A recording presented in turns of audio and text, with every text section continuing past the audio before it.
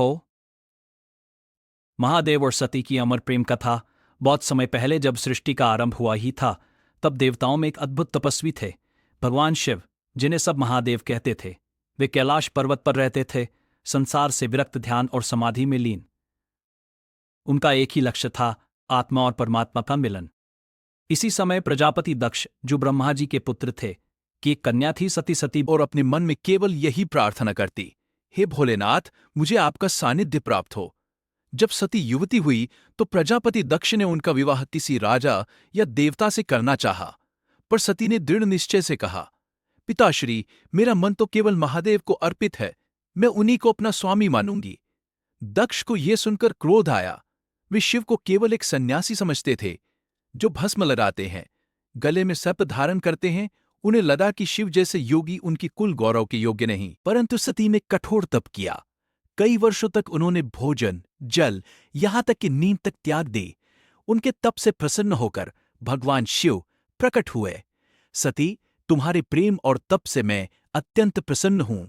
शिव बोलो, यदि ये तुम्हारी इच्छा है तो मैं तुम्हें अपने अर्धांगिनी के रूप में स्वीकार करता हूं। इसके बाद देवताओं की उपस्थिति में शिव और सती का दिव्य विवाह हुआ। यह विवाह स्वयं ब्रह्मा और विष्णु ने संपन्न करवाया। शिव और सती कैलाश लौटी। वहां वे आनंद, भक्ति और तप में जीवन व्यतीत करने लगे।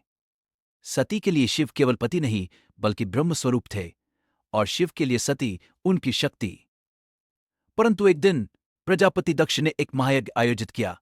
उन्होंने सभी देवताओं को आमंत्रित किया, परंतु अहंकारवश अपने दामाद भगवान शिव को नहीं बुलाया।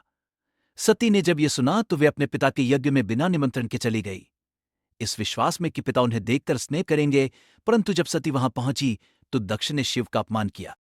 उन्होंने कहा, तुम्हारे उस तथाकथित पति का क्या सम्मान, जो शमशान में भटकता है, जो भूत प्रेतों का स्वामी है।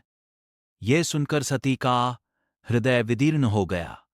उन्होंने कहा, जिस महादेव का अपमान तुमने किया है, वे ही सृष्टि के आदिदेव हैं।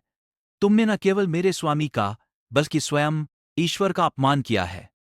अपमान और वेदना से सती ने वहीं अग्नि में प्रवेश कर स्वयं का त्याग कर दिया।